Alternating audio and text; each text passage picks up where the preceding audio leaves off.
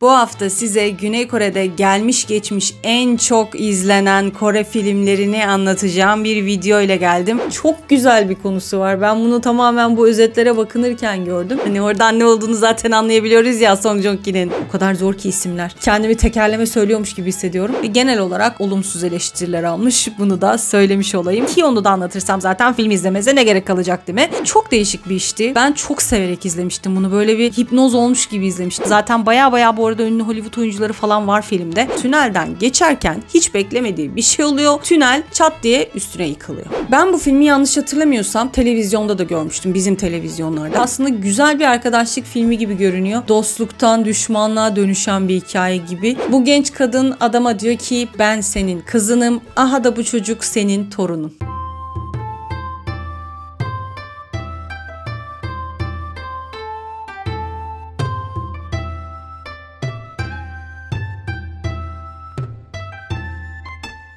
Merhaba arkadaşlar, Uzağında Olsun'a hoş geldiniz. Ben Sümeyye Saraç. Yepyeni bir haftada yepyeni bir videoyla daha karşınızdayım. Bu hafta size Güney Kore'de gelmiş geçmiş en çok izlenen Kore filmlerini anlatacağım bir video ile geldim. Aslında bu liste tam 100 filmden oluşuyor. En çok izlenen 100 filmi almışlar listeye ama ben 100 tane filmi anlatmakta çok zorlanacağım için ve bunu tek video halinde anlatamayacağım için 50 tanesini almaya karar verdim. O 50 taneyi de ikiye ayırmaya karar verdim. Çünkü hepsini bir videoda anlatmaya çalışırsam gerçekten çok uzun olacaktı. Mecburen böyle bir şey yaptım. Tabii ki de 50 numaradan başlayacağım ve 1'e doğru ilerleyeceğim. Bu zamana kadar Kore'de en çok izlenen 50 tane filmin tarihini, oyuncularını ve konusunu, bir de son olarak ne kadar izlendiğini, kaç milyon izlendiğini sizinle paylaşmaya çalışacağım. Çok fazla film var, söylediğim gibi. Çok fazla anlatacak şey var. Bazılarını kısa özetleyeceğim. Bazılarını daha uzun özet aldım. Maalesef ki kısa özetlerinden bir şey anlamadığım için. Bir kısmını izlemişim, bir kısmını izlememişim. İzleyip de hatırladıklarımla alakalı da yorumlar yapmaya çalışacağım. O zaman haydi hemen Kore'de en çok izlenmiş filmler listemize geçelim.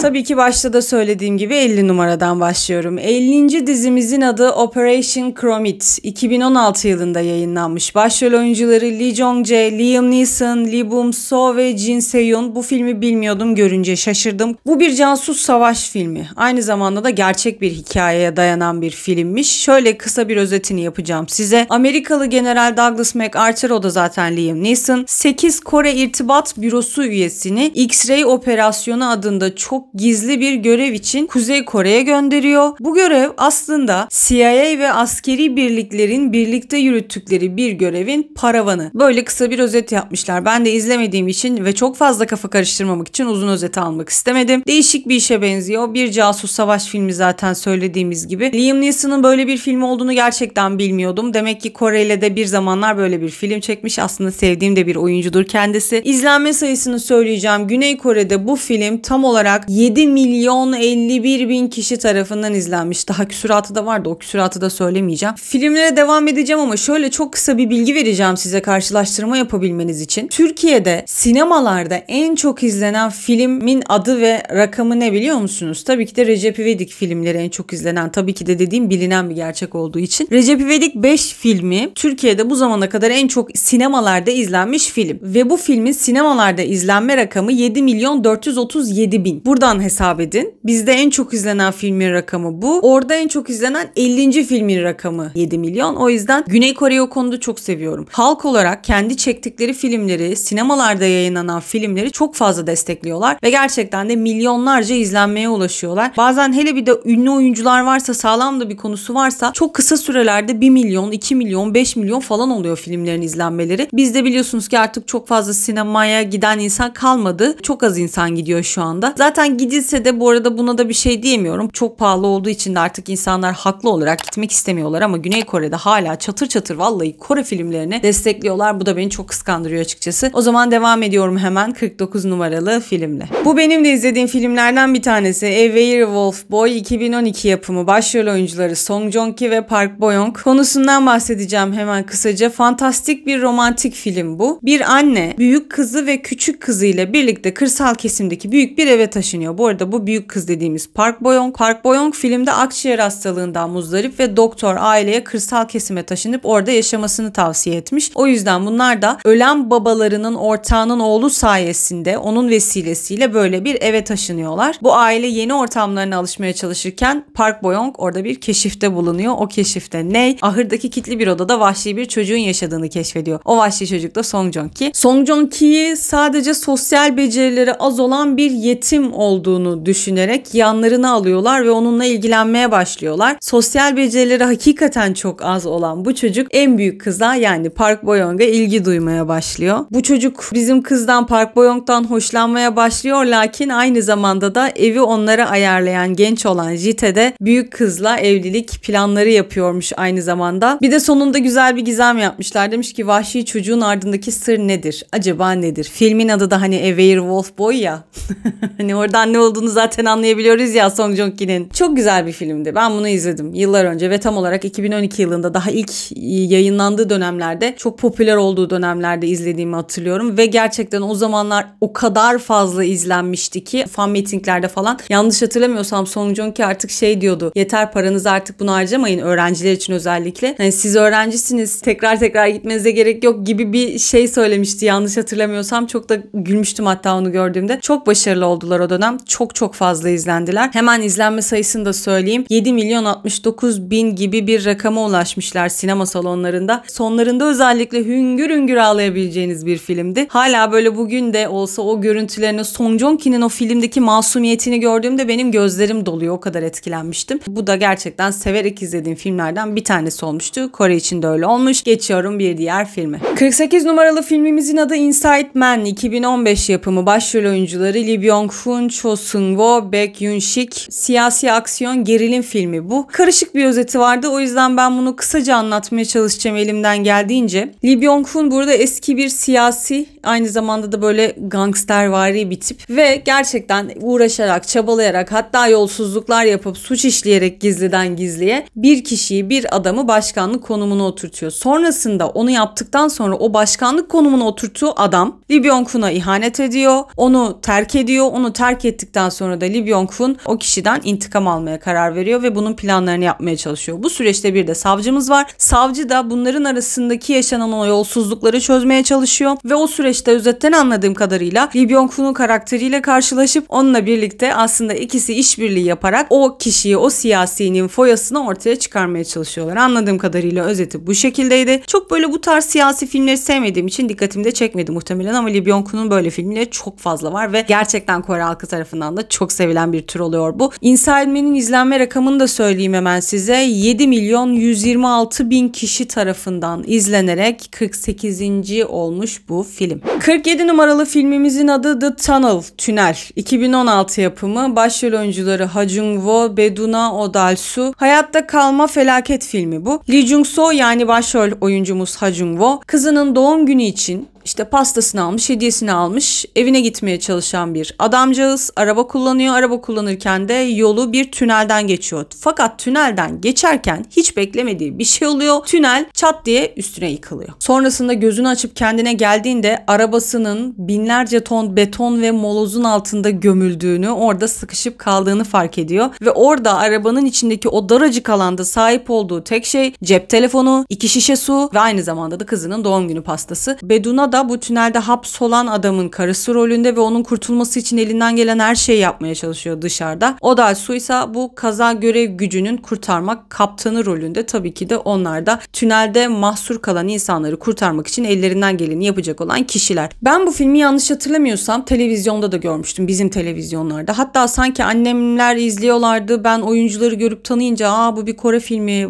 neymiş acaba, ben bunu izlemedim falan deyip de izlemiş olabilirim. Ya da daha öncesinde izleyip o televizyon televizyonda gördüğümde hatırlamış olabilirim. Ama az çok sahneleri aklımda bu filmin. Muhtemelen ben bu filmi izledim ama çok fazla detayını hatırlamıyorum. Sadece o tünelin içinde sıkışıp kalan Ha Jung-woo'nun bazı sahneleri aklımda kalmış. Güzel bir filmdi. Ben severim böyle hayatta kalma macera filmlerini. Bu da onlardan bir tanesiydi. Benim hoşuma giden bir film oldu. Kore için de öyle olmuş. 7 milyon 120 bin kişiyle en çok izlenen 47. film olmuş bu. Geçiyorum bir diğer filme. Bir sonraki filmimizin adı Master. 2016 yapımı. Başrol oyuncuları Lee Byung-hun, Kang Dong-won ve Kim Woo-bin. Bu bir aksiyon suç filmi. Konusu şöyle. Bir suç soruşturma ekibi Won Network şirketinin peşine düşüyor. Şirket büyük bir dolandırıcılık davasına karışmış ve bu soruşturma ekibi de bu dolandırıcılık davasını ortaya çıkarmaya çalışıyor. Suç soruşturma ekibinin başındaki kişi Kang Dong-won'un karakteri. Zeki, karizmatik, saldırgan ve bu soruşturma ekibine liderlik edebilecek kadar cesur bir adam. Lee Byung-hun bu dolandırıcılık davasına karışan şirketin başkanı. Kim Woo-bin de yine bu şirketin bölüm şefi ve aynı zamanda da beyni rolünde oynuyor. Bu filmi izlemiştim çünkü içinde Kim Woo-bin vardı. Kim Woo-bin nerede ben orada modunda takılan bir insan olduğum için bu filmi de tabii ki izlemiştim. Çok bir şey hatırlamıyorum. Hatta bazı yerlerinde de sıkıldığımı hatırlıyorum. Çünkü böyle filmler beni birazcık sıkıyorlar. Çok içine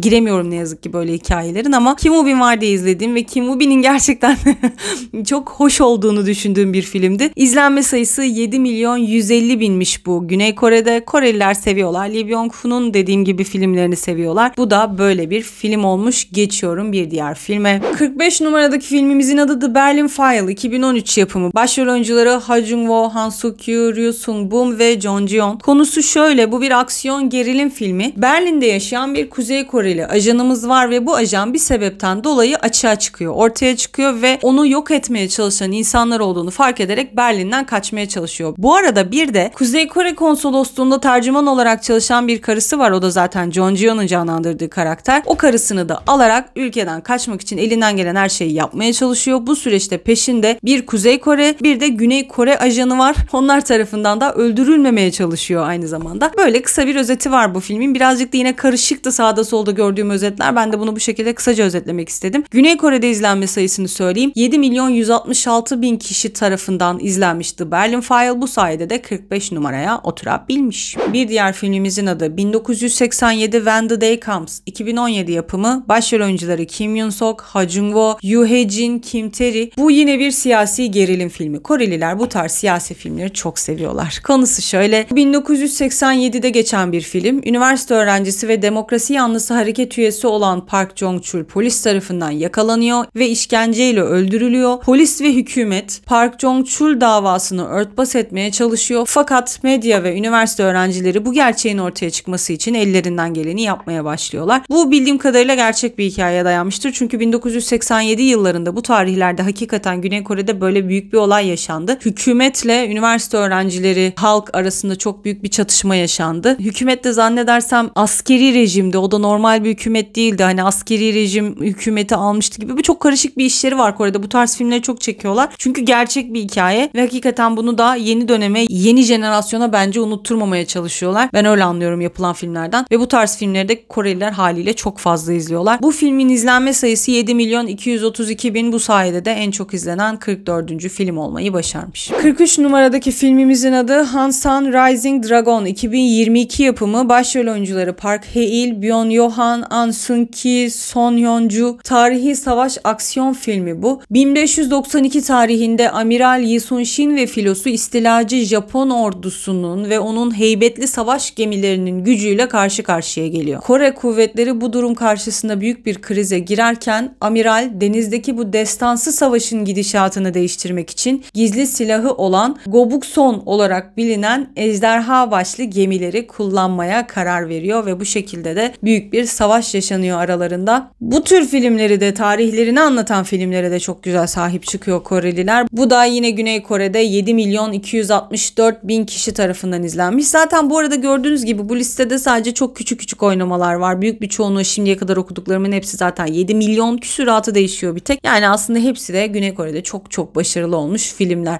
42 numaralı filmimizin adı May 18. 18 Mayıs. 2007 yapımı bir film bu. Başrol oyuncuları Kim Sang-kyung, An Seung-ki, Lee Yoo-won ve Lee Jung-ki. Bu bir tarihi savaş filmi ve gerçek bir hikayeden uyarlanmış bir film. Bu aynı az önceki söylediğim gibi dedim ya 1987'de bir olay oldu diye. Galiba bu olayla karıştırıyorum onu. 1987 1980'de yaşanan ama benzer olaylar. Öğrencilerin ayaklanma durumu var ve onu hükümetin, ordunun sert bir şekilde bastırma olayı var. Yanlışım varsa ne olur özür diliyorum, kusuruma bakmayın ama benzer şeyler, böyle hikayeler yaşanmıştı 80'li yıllarda Güney Kore'de. Filmlerden öğrendim ben de. 18 Mayıs 1980 tarihinde Güney Kore'nin Gwangju kentinde öğrenciler üniversitelerinin kapatılmasını protesto edebilmek için okullarının önünde toplanıyorlar. Ve bu toplanmanın ardından da ordu hızlı harekete geçiyor ve öğrencilere gerçekten ölümcül bir güç kullanıyor. Bu filmdeki karakterlerimiz de bu hikayenin tam ortasında yaşıyorlar aslında. Taksi şoförü Minwo Gwangju'da yaşıyor ve küçük kardeşi Jin Woo'yu, yani onda Lee Jun-ki'nin karakteri, onu böyle bir baba gibi gözeten, ona bir baba gibi bakan bir karakter. Kardeşi Lee Jun-ki aynı zamanda da bir üniversite öğrencisi ve bizim taksici bu Gwangju'da yaşanan felaketleri, bu Gwangju'da yaşanan çatışmaları görünce gidip kardeşini uyarmaya çalışıyor. Diyor ki lütfen dışarıya çıkma, lütfen bu olaylara bulaşma, sana da zarar gelir. Hani kardeşinin zarar görmesinden korkuyor kısacası. Fakat kardeşi Lee Jun-ki'nin sınıf arkadaşlarından bir tanesi bu olaylar yüzünden hayatını kaybedince bizim bu küçük kardeş dayanamıyor ve o da sokaklara çıkıp protesto etmeye başlıyor olayları ve biz muhtemelen sonrasında bu abinin kardeşini kurtarma çabasını ve tabii ki arka planda yaşanan bu ayaklanma hikayelerini izliyor olacağız. En azından benim özetten anladığım böyle bir şey. Çünkü karışık yine bir özet yazmışlar. Kısa özette bulamadım doğru düzgün ama kısacası bu dönemde, o 1980'li o ayaklanma dönemlerinde yaşanan bir olay. O olaylara katılan kardeş ve onu kurtarmaya çalışan taksici abinin hikayesini izliyoruz. Filmin izlenme sayısını da söyleyeyim hemen size. Güney Kore'de bu film 7.307.000 kişi tarafından izlenmiş. Ben bu filmi izlemedim ama bunun benzerlerini izledim. Bu olayın anlatıldığı birkaç filmi izledim. Zaten onlar da bu listede yine. Bu mevzu maalesef ki Kore'nin en üzücü hikayelerinden bir tanesi. Zaten Kore'nin tarihinde de çok yaşanmış böyle şeyler. Bu şekilde bu filmde en çok izlenenler arasına girmeyi başarmış. 41 numaralı filmimizin adı Sunny. 2011 yapımı. Başrol oyuncuları Shim Eun-kyung, Kang Sora, Yoo Ho-jung, Jin Hae-kyung. Bu dram komedi gençlik türünde bir film. 80'li yıllarda lisede okuyan 7 arkadaş ve onların 25 yıl sonraki hallerini konu ediniyor. Geçmiş ve şimdiki zaman olarak böyle iki zamanlı olarak ilerleyen bir konusu var. Biz tabii ki bu arkadaşların kendi aralarındaki ilişkilerini,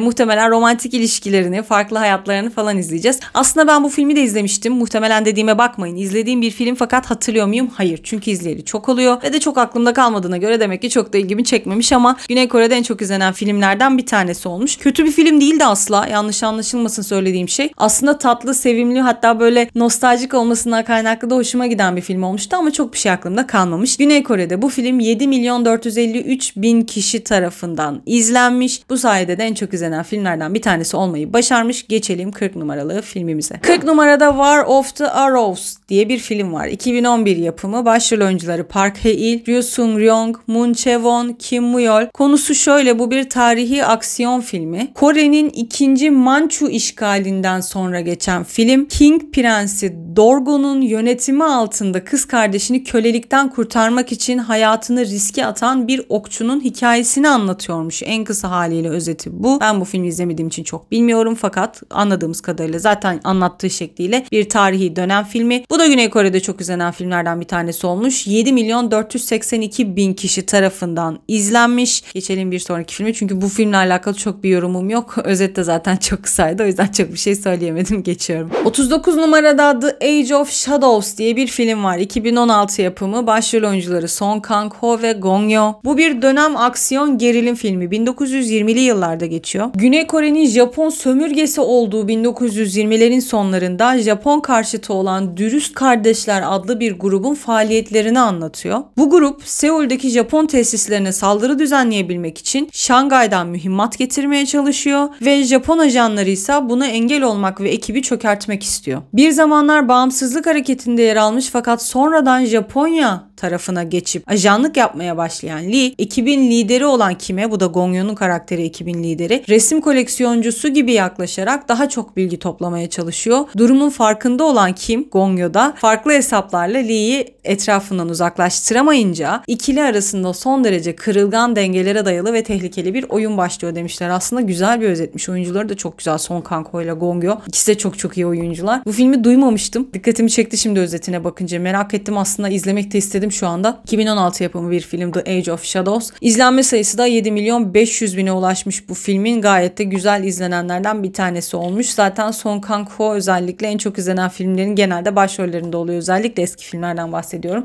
Bunlar çok başarılı isimler ya. Artık sinema olarak da televizyon olarak da kendini defalarca kanıtlamış isimler. Song Kang-ho da gerçekten onlardan bir tanesi. Dediğim gibi bu film dikkatimi çekti. Ben özellikle bu 1920'li yıllardaki geçen filmleri izlemeyi seviyorum. Çünkü o atmosfer, o dönem hikayeleri falan bana çok enteresan geliyor. Güzel diyemeyeceğim çünkü Güney Kore için çok sıkıntılı dönemlermiş. Japon işgalinde yaşadıkları dönemlermiş. O yüzden bunu da inşallah izlemek istiyorum. Geçiyorum bir diğer filme. 38 numarada The Himalayas adında bir filmimiz var. 2015 yapımı, başrol oyuncuları Han Jong-min, Jung Woo. Yine izlediğim bir film. Yaşasın. Bu bir macera dram filmi. Hong-gil isminde bir dağcı var. O dağcının gerçek hayat hikayesine dayanmış bir film. Başrol oyuncumuz zaten Han Jong-min. O da Hong-gil'in karakterini canlandırmış. O kadar zor ki isimler. Kendimi tekerleme söylüyormuş gibi hissediyorum. Dağcı olan Hong-gil ve keşif ekibi bir başka dağcı olan Park Mu-taek'in cesedini bulmak için Himalayalara çıkıyorlar ve biz onların işte bu sürecini, o dağa çıkarkenki hikayelerini izliyoruz. Ben bu filmi izlemiştim. Çok etkilendiğim filmlerden bir tanesiydi. Ben özellikle Han Jong-min'e bir ara sarmıştım bayağı bir. Çok iyi bir oyuncu çünkü. Çektiği filmlerin, seçtiği filmlerin neredeyse hepsi çok iyi. Bunu da o süreçte Han Jong-min filmlerine sardığım bir süreçte izlemiştim. Gerçek bir hikayeye dayanmış olmasından kaynaklı da ayrı bir etkileyiciliği var. Tavsiye ederim izlemediyseniz. 7.759.000 kişinin de izlemesi sayesinde bu film en çok izlenen filmlerden bir tanesi olmuş. Geçiyorum bir diğer filme. Confidential Assignment 2017 yapımı, başrol oyuncuları Hoon Bin, Yoo Hae-jin ve Kim Joo-hyuk. Bu da yine izlediğim filmlerden bir tanesi. Aksiyon komedi filmi türünde. Bir Kuzey Koreli subay ve Seul dedektifi suç işleyen bir çeteyi yöneten tehlikeli bir kaçağı yakalamak için bir araya geliyor ve işbirliği yapmak durumunda kalıyor. Kuzey Koreli subayımız tabii ki de Hoon Bin sever, biliyorsunuz o böyle rolleri oynamayı. Seul'lü dedektifte Yoo Hae-jin'in karakteri. Bu ikili bir görev sebebiyle, ikisini de ilgilendiren bir görev sebebiyle bir araya geliyorlar. Tabii ki de başlarda sürekli didişip kavga etseler de sonrasında çok güzel bir arkadaşlık oluşuyor aralarında. İzlemiştim. Bunun ikincisi de var. Hatta ikisini de izlemiştim. Yine Hoon Bin'i çok sevdiğim için izlediğim filmlerden bir tanesiydi. Güzel bir aksiyon filmi. Aynı zamanda komedisi de güzel. O ikilinin arasındaki çatışmayı da çok güzel vermişler. Adamın, Hoon Bin'in zaten böyle buz gibi olup sonrasında o aileye bir şekilde dahil olma hikayesi çok güzel. Seviyor dediğim gibi Hoon Bin böyle karakterleri canlandırmayı. İzlemesi de keyifli oluyor gerçekten. İzlemediyseniz bunu da tavsiye ediyorum. Tekrar ediyorum. Güzel bir aksiyon filmi, aynı zamanda ailenizle birlikte de izleyebileceğiniz bir film diye hatırlıyorum. Yani sıkıntılı bir sahnesi yoktu diye aklımda kalmış. İzlenme sayısını da söyleyeyim hemen. 7.817.000 kişi tarafından izlenmiş bu film. İzlemeyenlere tekrardan tavsiye etmiş olalım. Welcome to Dongmak-gol 36 numaralı filmimizin adı. 2005 yapımı, başrol oyuncuları Jung Jae-yong, Shin Ha-kyun ve Kang Hae-jung. Bu bir savaş, komedi ve drama filmi. Filmin hikayesi 1950'de Kore Savaşı sırasında Kore'de geçiyor. Dongmak-gol de uzak bir dağın üzerinde sıkışmış, Kore Savaşı'ndan etkilenmemiş bir köyün adı.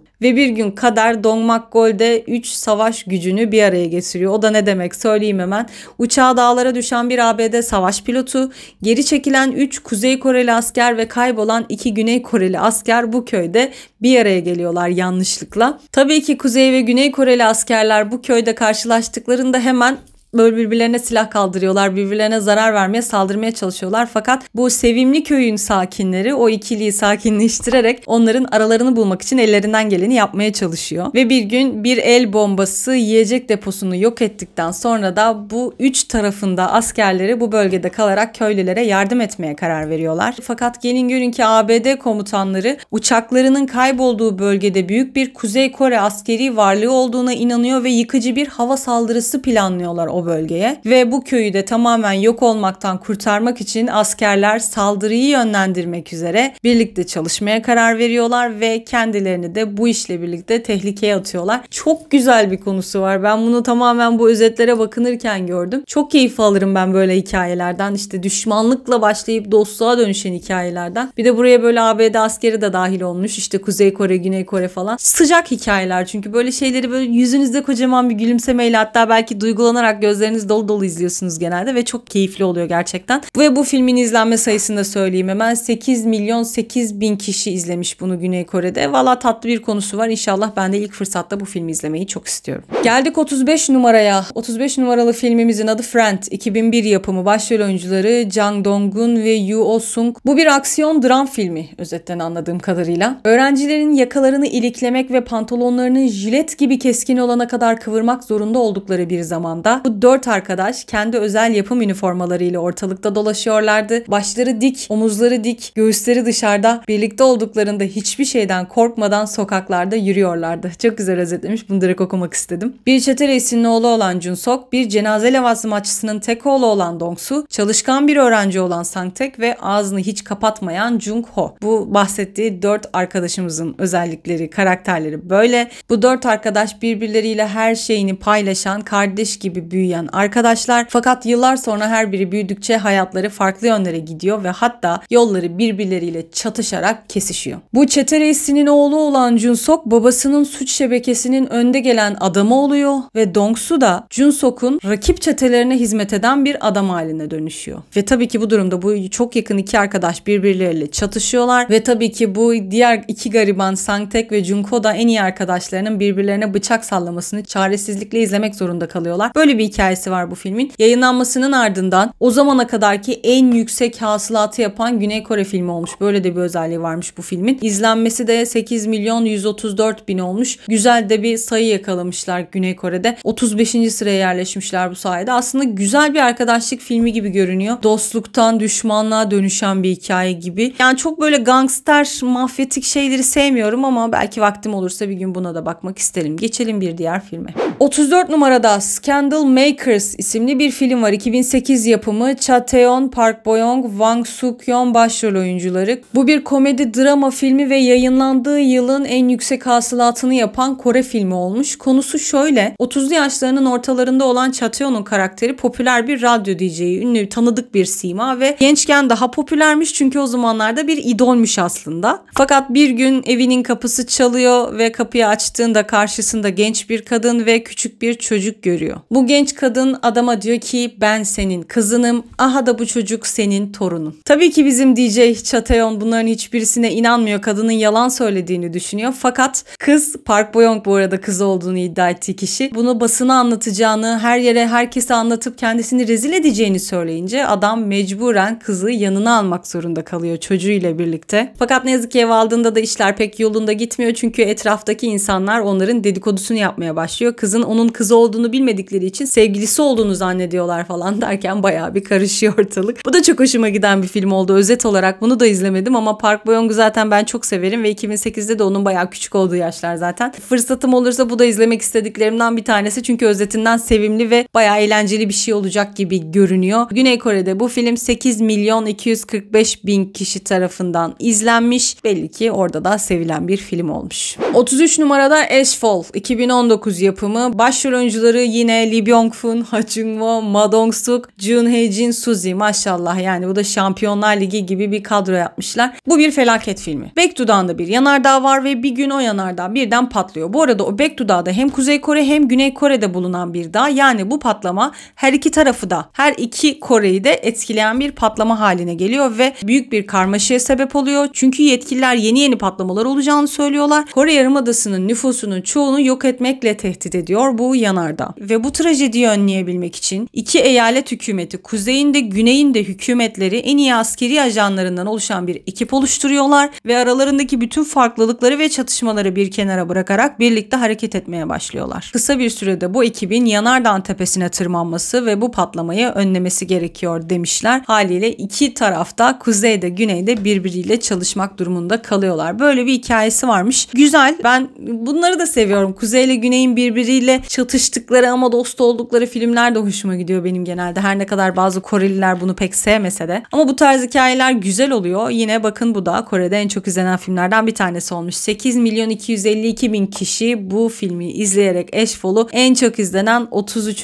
film haline getirmişler. Geçelim bir diğer filme. 32 numaralı filmimizin adı Divar. 2007 yapımı. Divar da biraz garip oluyor. D-Var diye bir ismi var yani yapacak bir şey yok. Başrol oyuncuları Jason Barr, Amanda Brooks. Doğru duydunuz, evet. Başrol oyuncuları yabancı. Bu bir aksiyon, macera, fantastik film. Değişik bir hikayesi var. İnşallah anlatabilirim. Antik zaman Kore mitolojisinde anlatılan eski efsaneler esin kaynağı olmuş gizemli yaratıkların hikayesinin anlatıldığı bir film bu. Ve bu yaratık nereden geldiği ve ne olduğu anlaşılamayan bir mahlukat ve kendisi birden dünyayı istila ediyor. Başrol karakterimiz olan ve bu olayı araştırmaya başlayan Ethan da kendisine yardım edebilecek tek kişinin tanımlanamayan bir hastalığa yakalanmış olan Sarah isimli bir kadın olduğunu keşfediyor. Bu ikili bir araya geldiğinde de bu efsaneyle alakalı da enteresan şeyler yaşanıyor ve diyorlar ki Kendrick ve Sarah, bu iki başrolümüz kendi kaderlerine karar vermelidirler diye. Bu garip bir hikayesi var. Vallahi anlamadım. Çok anlamadığım için de anlatamadım. Kusuruma bakmayın lütfen ama böyle fantastik bir hikaye. Merak ettiyseniz izlerseniz zaten anlarsınız ne olduğunu. Yayınlandığı dönemde tüm zamanların en yüksek bütçeli Güney Kore filmi olmuş bu. Film dünya çapında 75 milyon dolar hasılat elde etmiş ve genel olarak olumsuz eleştiriler almış. Bunu da söylemiş olayım. Fakat Kore'de de yine en çok izlenen filmlerden bir tanesi olmuş. 8 milyon 426 bin kişi tarafından izlenmişliği var. Bunu da ilk defa duydum. Daha önce hiç duymamıştım. Garip de bir film. İlgimi de çekmedi açıkçası. Böyle fantastik, bu tür en azından mitolojik şeyleri çok sevmiyorum ama ilginiz olsun. Bu da en çok izlenen filmlerden bir tanesi olmuş. Bir diğer filmimizin adı Mrs. Granny. 2014 yapımı. Başrol oyuncuları Namun He, Shim Eun Kyung. Fantastik komedi drama filmi bu. Namun He 70'li yaşlarda bir kadıncağız. Bir gün gizemli bir fotoğraf stüdyosunda fotoğraf çektiriyor ve oradan çıktığında kendini 20 yaşındaki halinin bedeninde buluveriyor. Onu da zaten Shim Eun Kyung canlandırmış. Çok kısa bir özeti var. Bu şekilde özetlemişler. Bence yeterli, gayet net bir şekilde fantastik olduğunu da anlatan bir özet. Yaşlı bir kadıncağız bir gün bir fotoğraf stüdyosunda fotoğraf çektirdikten sonra 20'li yaşlarına dönüyor. Böyle bir hikayesi var. Sonrasında ne olduğunu da artık izleyince göreceğiz ki onu da anlatırsam zaten film izlemeze ne gerek kalacak değil mi?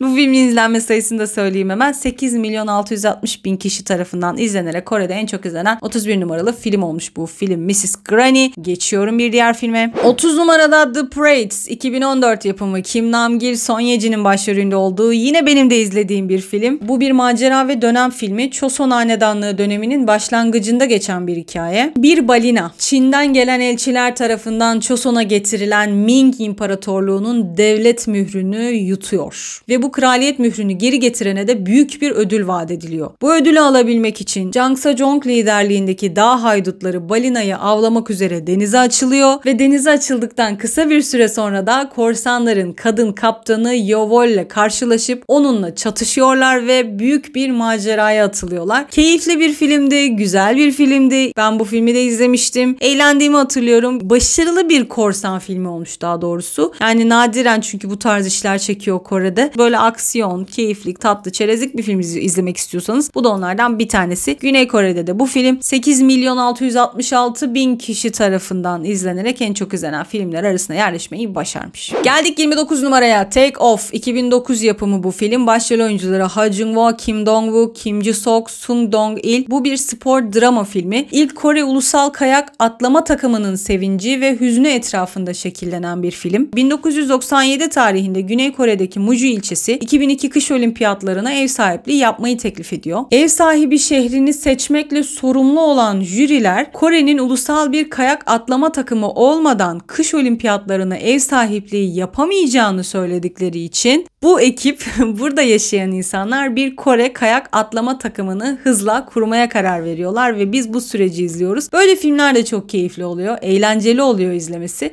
Çünkü bir çaba, bir hedef var ve o hedefe ulaşmak için herkes elinden geleni yapıyor. Böyle izlemesi de böyle sıcacık, keyifli, tatlı bir hikaye oluyor. Yani bu da ilgimi çekti açıkçası, sırf bu yönü yüzünden. İzlemek istiyorum, merak ediyorum. Vaktim olursa ve unutmazsam inşallah bunu da izleyeceğim. Bu da en çok izlenen filmlerden bir tanesi. 8 milyon 845 bin kişi tarafından izlenmeyi başarmış bir film olmuş kendisi. The Face Reader 28. sıradaki filmimiz, 2013 yapımı. Song Kang-ho, Lee Jung-jae, Kim Hae-soo, Jo Jung-sok başrollerinde. Bu bir aksiyon ve dönem filmi. Konusundan bahsedelim. Choson döneminde geçiyor. O dönem insanların yüz hatlarına bakarak tahminde bulunan Kim Ne-kyung adlı falcının saraya çağrılmasıyla başlıyor hikaye. Kendisine sunulan bu yeteneğin iyi taraflarının yanında kötü yanlarıyla da karşılaşan Kim Ne-kyung'un hayat hikayesini konu ediniyor bu film. Adam saraya davet edildikten sonra o sarayın entrikalarıyla, çatışmalarıyla, işte prensleriyle, ölen krallarıyla şununla bununla uğraşmak durumunda kalıyor ve biz bunun macerasını, bunun hikayesini izliyoruz. Bu filmin izlenme sayısını söyleyeyim hemen. 9.135.000 kişi tarafından izlenmiş bu film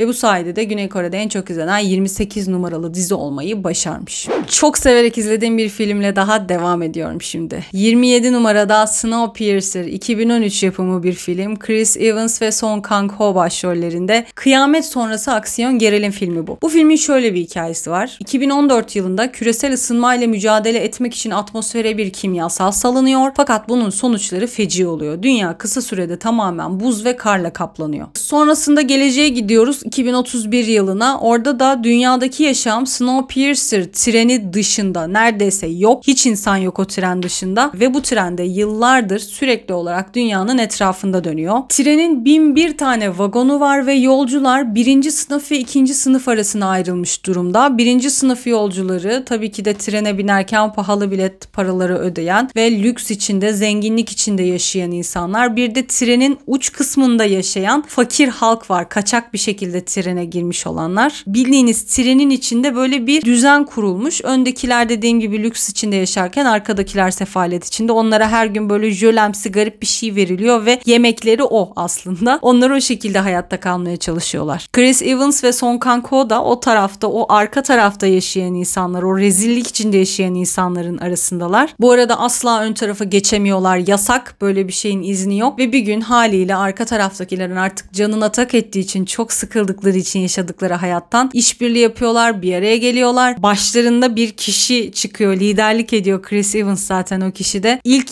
vagona giderek, en başa giderek o sefalet içinde yaşayan insanları kurtarmayı vaat ediyor ve bu uğurda da gerçekten zorlu bir yolculuğa çıkıyor. Yolculuk dediğimde tabii ki de trenin içerisindeki bir yolculuktan bahsediyorum. Çok değişik bir işti. Ben çok severek izlemiştim bunu. Böyle bir hipnoz olmuş gibi izlemiştim. Ben çok severim zaten böyle felaket filmlerini, artık bunu kaç kez söyledim bilmiyorum. Çok başarılıydı. Özellikle Chris Evans çok farklı bir renk katmıştı. Zaten baya bu arada ünlü Hollywood oyuncuları falan var filmde. Birkaç tane Koreli oyuncu var. Yani böyle vaktim olsa hakikaten oturur bir daha izlerim. Sonrasında bunun dizisini yapmaya çalıştılar. Ben bir heves ona da başladım ama çok sıkıcıydı. Özellikle filmle karşılaştırınca o kadar sevmemiştim ki dizisini böyle birkaç bölüm zorla izleyip sonrasında bıraktım. Filmi izlemeden dizi izleyenler seviyor ama eğer filmi izlemişseniz ve çok sevmişseniz benim gibi diziye pek katlanamıyorsunuz. En azından ben katlanamadım. Ve bu Güney Kore'de de çok fazla izlenen bir film oldu. 9.353.000 kişi tarafından izlendi. Şimdi bu özeti okuyunca bir daha bir heves ettim. İnşallah vaktim olursa hakikaten bunu oturup bir daha izleyeceğim. Çok başarılı bir filmdi. İzlemediyseniz tavsiye ederim. Böyle felaket filmlerini de seviyorsanız bu filmi de mutlaka izlemeniz gerekiyor. 26. sıradaki filmimizin adı Exit, 2019 yapımı. Başrol oyuncuları Jo Jung-sok, Im Yuna. Bu bir felaket komedi filmi. Başrol erkeğimiz geçmiş zamanlarında, üniversite yıllarında başrol kızımıza aşkını ilan etmiş ama kız bunu reddetmiş. Ve sonrasında yıllar geçmiş. Yıllar sonra yeniden farklı bir şekilde bir araya geliyorlar. Bu ikilinin bu şekilde bir tanışma hikayesi var öncesinde ama sonrasında bir araya geldiklerinde çok daha korkutucu bir şey yaşıyorlar ve ne olduklarını bilmedikleri gizemli bir gaz Seul'de böyle alttan ilerlemeye başlıyor ve bu gazı soluyan kişinin de öldüğünü fark ediyorlar ve bu ikili de sevdiklerini güvence altına almaya çalışıp aynı zamanda kendilerini de korumaya çalışarak bu gazdan bütün güçleriyle kaçmaya çalışıyorlar ama çok keyifli bir filmdi. Çok eğlenceliydi hikayesi. Daha doğrusu onların kaçma maceraları çok eğlenceliydi. İzlemediyseniz bu filmde gerçekten tavsiye ediyorum. Çok çerezli, keyifli bir iş. Ailenizle de izleyebileceğiniz bir iş aynı zamanda. İzlenme sayısını da söyleyeyim hemen. 9.426.000 kişi tarafından Güney Kore'de izlenmiş ve bu sayede en çok izlenen 26. film olmayı başarmış. Bence de hak eden filmlerden bir tanesi. Çerezlik dediğim gibi çok böyle büyük beklentileriniz olmasın ama ben çok eğlenmiştim izlerken. Bu sayede de Güney Kore'de en çok izlenen filmler videosunun ilk partının sonuna gelmiş oldum. Bu bile çok uzun sürdü. Yani bunu tek seferde anlatmış olsaydım bilmiyorum neler olacaktı. 2 saatlik bir video izliyordunuz şu an muhtemelen. O zaman bugünlük bu videonun sonuna geldik. Teşekkür ediyorum beni izlediğiniz için. Güney Kore'de en çok izlenen ilk 25 filmin videosunu inşallah en yakın zamanda çekip sizinle paylaşıyor olacağım. Videoyu beğendiyseniz alt kısımdan beğene tıklamayı, kanala hala abone değilseniz abone olmayı lütfen unutmayın. Yepyeni haftalarda yepyeni videolarla görüşmek üzere. Hoşça kalın.